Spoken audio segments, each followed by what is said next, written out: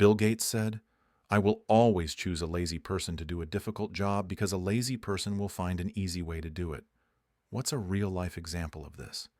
I was working as a stock boy in a supermarket, and when we had to fill the milk cooler, people would bust open a 12-pack of milk cartons and put them in one by one. On my first day, I just placed the 12-pack in the cooler and cut the plastic off on one side with my box cutter and yanked it from under it, and the look of the store manager and the other employee who was training me was pure bewilderment. From that day, everyone did it my way. Start of lockdown, my 9-year-old son was having worksheets emailed to complete at home. One day, left him at the laptop doing his maths while I made some dinner with my 3-year-old daughter. Walked into the living room with his dinner to find him asking the Alexa all of his maths questions. Worked as a laborer at a nursery one summer. Daily tasks included manually watering 15,000 plants each day. Put together a back-of-the-napkin plan to build an irrigation system and spent the next few weeks building it with some money from the boss. That system is still running 15 years later and does all the work now. I did automate myself out of the job and had to find another eventually. Couple years later, got my engineering degree. I'm convinced engineers are inherently lazy people that will spend a disproportionate effort to make things easier. My brother-in-law spent a whole summer trying to figure out how to fix his sagging deck at the lake, which he could in theory crawl under and jack it up. It would have been a tunneling project. It's a 60 by 60 area, all long 2 by 6 boards. Massive. I sat there long enough with enough beers in me to come up with the idea of just cutting a square out of the sagging area about 3 feet by 3 feet, jacking it up, then re-screwing down the boards. He paints the thing every spring with a roller anyhow, so it's not like the square cut shows up. We had to hold a thermometer in water in chemistry class. It probably was only a 20-minute experiment, but your arms get tired after a couple minutes, and you can't let the thermometer touch the bottom of the pan, or it won't get an accurate reading. So instead of sucking it up and just holding the thermometer, my lab partner built a contraption out of lab books and paper clips to somehow hold the thermometer in the water without it touching bottom. It was the stupidest looking thing you would ever see in a lab class. And our professor even walked over and said, "If it looks stupid, sounds stupid, but it works, then it isn't stupid." My lab partner and I joke that he wasn't talking about the contraption, but the intellect of my lab partner. I was a paid intern at a large company during one summer back home from college. My work 95% consisted of using SAP, import to Excel, clean data, and generate reports, occasionally create some tool someone needed. In the first 2 weeks after getting a hang of my responsibilities, writing all the Excel formulas needed, and basically automating 99% of my work, I was chilling. I went from actually working from 9 to 5 to maybe 1 hour tops a day. Finding, importing, cleaning, and reporting usually took hours, but with all the formulas it took 2 minutes of clicking. I then helped the other cool intern get his shit set up so we could both just chill. We could take 2-hour lunches, paid for by the company, and nobody said anything because we were just getting so much more done than the other interns. OFKI helped for special tasks when asked, but those were simple 20-minute tasks, building something in Excel. Overall was the easiest, stressless internship of my life. One of my favorite examples is Andy Kim, and I'd like to preface this by saying that I don't think Kim is lazy so much as a genius. Andrew Joachim was a singer-songwriter who became famous under the stage name Andy Kim. He achieved success writing songs for bands like the Archies, possibly most notably Sugar Sugar. After his success, he coasted for a while until his record label dropped him for lack of output. At that point, he created his own label and cranked out hits like Rock Me Gently. When they saw this, the big record labels then bought his label under the assumption that they would then profit off of the songs he wrote and performed. He then very shortly stopped writing songs and largely lived off the sale of his label. Work smarter, not harder. When I was in college, I had a job at an Italian fast food place with a reputation for its breadsticks. They came in frozen and needed a bit to thaw, so we'd take a giant 3x4-foot aluminum baking sheet, spread them out in a single layer with no spaces, and cover it with a plastic bag, then leave it sit in the walk-in overnight. The next day, you'd have to get a pair of tongs and move each stick to a new tray, turning them over, then cover the new tray with the bag and let them sit on racks for a couple of hours before brushing on the garlic butter sauce. This was tedious enough that you'd usually be ready to brush the butter on the first tray as soon as you turned the last tray. I was given this task for the first time one morning and just did not want to deal with it. I realized if I put the second tray upside down on top of the first one, then turned it over and took the first tray out, I got exactly the same results. Blew the boss's mind when I did the 3-hour job in about 15 minutes. I was given a 5-cent per hour raise. I was once set to test a certain piece of equipment on a ship. The test involved attaching the unit to a reader, then run loads of command line commands. Then, one would have to make a copy of all the text, copy it into Word, and save it as a real crappy-looking report. There was hundreds of units, and they needed to be tested several times a year. We did about 20 to 30 a day. It would take several weeks to finish. I didn't know coding at the time, but always wanted to learn it. Within 2 months, I had made a program, even with a GUI, to spot faults with ease instead of having to actually read the reports. The program could read 3 units at a time and would automatically create a smooth PDF report and save it on our server, named with serial number and date. The job was now to attach 3 units, then wait for about 3 minutes, detach and attach new ones. Basically 30 seconds work, 3 minutes break. I could now test all units in a day, though I would typically spread it out over a couple more days. When I left the company, I left the program on the test computer. I got an email from an ex-colleague a few months later, saying they were using the program on several ships now. There wasn't any manual for the program, of course, but it was so straightforward that it wasn't needed. An older company had a person dedicated to data entry, which boiled down to copying and pasting portions of data from text files into spreadsheet and formatting into a report. The person originally doing this job spent a full 40-plus hours per week doing it, but was not very computer literate. When they retired, the company hired someone with actual skills. The new hire convinced management to let her work remotely after getting up to speed on the job. The first week at home was spent automating the entire job.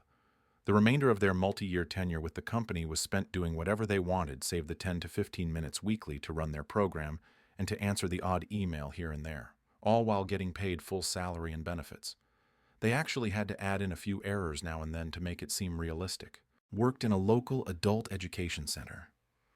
One of my main tasks was to make calculation about how many people enlisted for a course, how many of them got discounts, unemployeds, e.g., how many men, women, age, etc.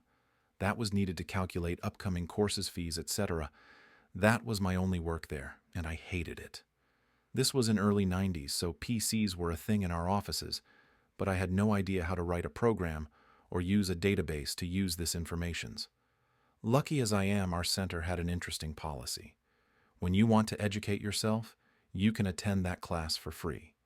And when it's during the work time, then this is work time. As long as my supervisor is okay with that. She was. So I spent 3 months studying database structures, scripting, coding, etc. I told my tutor what I want to do, and he helped me to write a script that grabs all necessary information from the course's database, copy that into another database, and then I went crazy and wrote code that was insane. I implemented what-if scenarios thanks to filters. At the end, I was able to do my work. That needed 6 hours a day within 15 minutes. I mean, before that, it took e.g. an hour to have all the necessary information to have a how many unemployed single-parent women does it need to make the costs of that course even. I had everything back then. Now you want statistics how many single-parent disabled foreign women at the age of 80 to 90 are needed for the next 2 years to keep the ornithology course running? Sure, no problem. Clickety-click, done. After that, I started the PC in the morning, grabbed all the data, ran my script, was done within 15 minutes, and then read the book I brought from home. At the end of the day, I gave my supervisor several dozens of papers, statistics, predictions, etc., and said, "That was a lot of work," and went home. My supervisor was super happy with me because I did so much more now and was super effective. I had a manager in my 20s who detested the fact I turned a 2-hour process into a 15-minute process. It exposed how much lazier he was compared to me, because when the higher-ups learned from other people at my level that I created the program, they took me aside and told me he took credit for it. They asked me how I felt about that. I told them what decisions they make regarding the manager's character is their decision. Just put yourselves in my shoes and consider it from that angle. They did nothing, and I took the concept to a competitor who invested the money into making the program more robust and proprietary. My name was line 1 on the patent and trademark documents, and I did well enough to semi-retire at 45. I credit Lee Iacocca for the inspiration. He went through a similar problem with higher-ups at Ford, and his answer was to take his brain to Chrysler, who would value it. Back in high school, a lot of kids used to walk through his park to get home to school. A portion of the path went into the woods because it was just quicker than walking the actual trail. At one point in the walk through the woods, you had to go up this small but tedious hill. Nothing major, but it took like 10 seconds of hard work to go up it. You couldn't go around because one side was a small cliff to the creek below, and other side had dense trees. One summer, a bunch of us got together and decided to just dig through that hill to make it flat. It took like 14 of us 3 good days to get through it. It was a hard 3 days, but it was definitely worth it. Saved 10 seconds of hill climbing every morning and afternoon, 150 plus days of the year. And it wasn't just us, but hundreds of other kids who took the same party every day. Sometimes you need to put in a lot of work so your future selves can enjoy the easy way out. At work, I go through parts and apply 2 different kinds or tape and 2 different kinds of weave. I have finally got the rhythm down, and now I do each part individually and apply everything at once. Everyone else goes through an entire order, just applying tape, then goes through it again to do the weave. I asked to use the big table in the back of the shop and just put all the tape and weave tools there, and do the parts all at once. Normal rate for an 8-hour shift is $1,200, but I can manage $1,800 in a day going at a nice steady pace. Edit. I can get $1,800 going at a steady pace. I've done it before. But I usually don't. Most days I go slow and relax, purposely only making 1,300 to 1,350 or so parts. It's just enough over rate to get my incentive bonus. And, thanks to being a hard and fast worker, the uppers leave me alone at my big table in the back. They look the other way when I have an earbud in one ear, and they don't notice that I scroll Reddit or read a lot. Edit. I can't say what products we make. They're too recognizable, and Googling it would reveal where I work and live. At work, I go through parts and apply 2 different kinds or tape and 2 different kinds of weave. I have finally got the rhythm down, and now I do each part individually and apply everything at once.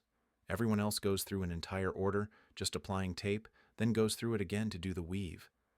I ask to use the big table in the back of the shop and just put all the tape and weave tools there, and do the parts all at once. Normal rate for an 8-hour shift is $1,200, but I can manage $1,800 in a day, going at a nice steady pace. Edit. I can get $1,800 going at a steady pace. I've done it before. But I usually don't. Most days I go slow and relax, purposely only making 1,300 to 1,350 or so parts. It's just enough over rate to get my incentive bonus. And thanks to being a hard and fast worker, the uppers leave me alone at my big table in the back. They look the other way when I have an earbud in one ear, and they don't notice that I scroll Reddit or read a lot. Edit. I can't say what products we make. They're too recognizable, and Googling it would reveal where I work and live. I knew a guy who had a low-level data reporting job. He had several daily, weekly work responsibilities, including a bunch of reports that needed quite a bit of tweaking from raw data to finished product. But like I said, low level. We didn't find out until way later, but he had set up macros for each of his major responsibilities where he could. Once set up, he'd just run the macros to do his work. But then he'd, smartly, hold off on delivering the reports until just a little before the deadlines. He'd hit every assignment and was seen as reliable. He also would complain about the workload, so people would leave him with that work. I doubt he did a full hour of work a day after he set up what he did. Eventually, he left the job for one with better pay. But damn, did he work lazy. Also, he was smart not to reveal until the end, because had he told them about it, he would have gotten a pat on the back and would have been given a whole other workload on top of maintaining those macros, etc. Dude milked the job, not the other way around. I did this.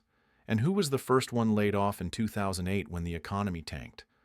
The dude who didn't do anything but maintain the completely automatic system. I got a call about 2 years later that the server I had set up crashed and they couldn't recreate the process.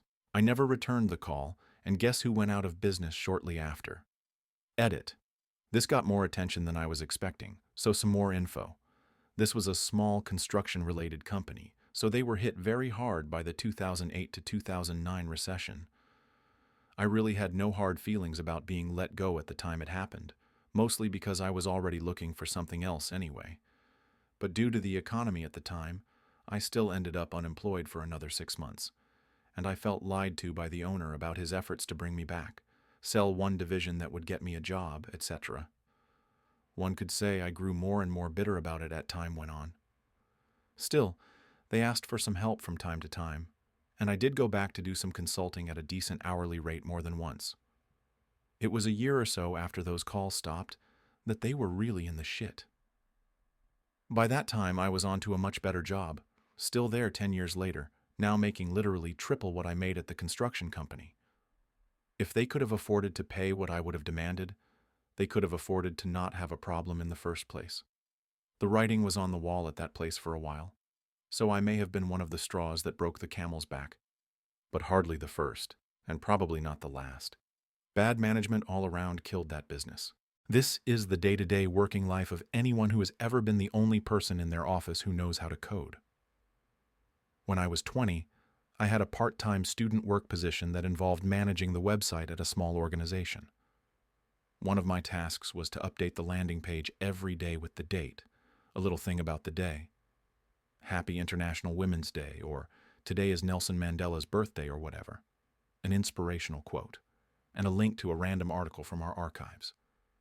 The person who'd had the task before me was editing the HTML by hand every day. It wasn't a big task, but it was blocked out in my schedule for 8 a.m. to 8:30 a.m. every morning. Within the first week, I'd built a very simple database and script. It took about 2 hours total, and then for the whole 3 years I worked there, I had half an hour in the morning to just drink coffee and browse the internet until the script pushed the update live automatically at 8:30. This is one tiny innocuous example among many from my own experience, and I'm certain anyone who knows even basic programming and has worked in an office has a dozen or more similar stories of their own. One of my favorite stories from my youth was the tale of the man who was too lazy to fail. I got fed up with handwriting itemized suborders at work, so I set up a spreadsheet that you can just fill out. Then I got tired of having more than one program open and not being able to search within and among those order sheets, at least not automatically or easily. So I'm having our FileMaker guy integrate it into our greater ordering and invoicing system. I was frustrated at the pointlessness of sorting a giant pile of paper invoices from an unpaid stack to a paid stack every month, so I just used the accounting software to keep track. I became so irritated with having to fill out a multi-page printed spreadsheet for every single order. Sometimes just one item, 2 pages in, and frequently there would be those pesky itemized suborders, that I condensed the items into most used, put them all on one easy-to-read sheet, and encouraged my coworker to simply write out the more uncommon items at the bottom. Basically, I hate busy work, and paper invariably leads to busy work. I have tried to reduce the use of paper in our office, but have not been entirely successful. We have to have written order forms available, because sometimes the orders are coming in too fast to be able to type it all quickly and correctly, and have to keep some paper records for things like organic, FDA, and USDA audits. But all in all, I'd say my absolute hatred of filing has reduced busy work here by at least half. My boss put my name in for leading a project group shortly after I joined the company. I had no experience whatsoever about project managing, yet he still demanded that I lead the group of 12 people. All way smarter guys, tech background and shit. These guys are like magicians for me, and with way more time at the company. I'm a business guy who's too dumb for balance sheets, that's why I'm in HR, and because I quite like the field the most. So we started the first meeting. I asked for everyone's plan, experience, and ideas, gathered the different pros and cons, cross-checked with the budget we had, put on a time frame with milestones to reach, around 6 months, put in valuable people to consult at different steps. Why did I do that? Because I like organizing stuff and keep everyone on the same page and delegate to-dos. Got promoted because of the success of the project. I asked my boss why he put me in for it since I never done anything like that. He said because I complained in the first week that most of the work has way too wonky structure, no clear guideline, and this could be improved heavily if we just take some time into it. And because I hated talking to others if I had questions and I wouldn't get a clear answer. Like, ask 10 people the same question and you get 15 different answers. In the long run, this would make us way more efficient and keeps everyone on the same page, all because I hated disorganized work. Every year in the Canadian winter, power lines would fail due to the weight of the snow.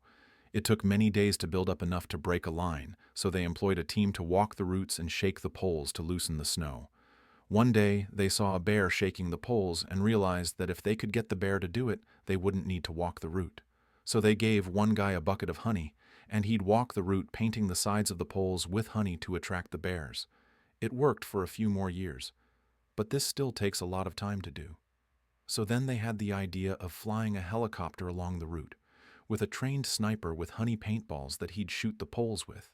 On its maiden flight, the helicopter passed the lines, and the downdraft blew away all of the snow. The flights continue to this day, but without the sniper.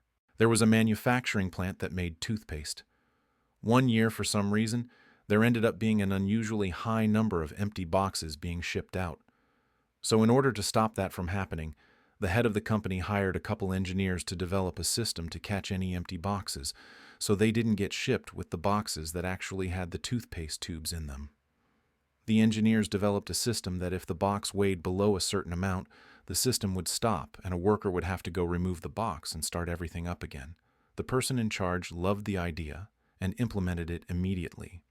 And right from the get-go, the number of empty boxes shipped dropped to near zero. The head of the company wanted to go see the system in action, so he goes and visits the plant one day and notices a huge fan right by the assembly line. Very confused as it wasn't hot, he asked the plant manager why the fan was there. The plant manager said the workers were tired of stopping what they were doing to remove an empty box, so they just hooked up a fan to blow the empty boxes off the scale before the system recognized it was empty and shut everything off. So laziness led to a more efficient and cost-effective plan. There was a manufacturing plant that made toothpaste. One year, for some reason, there ended up being an unusually high number of empty boxes being shipped out.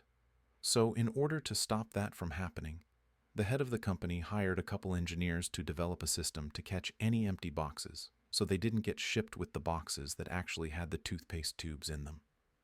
The engineers developed a system that if the box weighed below a certain amount, the system would stop and a worker would have to go remove the box and start everything up again. The person in charge loved the idea and implemented it immediately. And right from the get-go, the number of empty boxes shipped dropped to near zero. The head of the company wanted to go see the system in action, so he goes and visits the plant one day and notices a huge fan right by the assembly line. Very confused as it wasn't hot, he asked the plant manager why the fan was there. The plant manager said the workers were tired of stopping what they were doing to remove an empty box, so they just hooked up a fan to blow the empty boxes off the scale before the system recognized it was empty and shut everything off. So laziness led to a more efficient and cost-effective plan. If you like the stories, subscribe and click the bell to get notifications. Thanks a lot for watching. See you next time.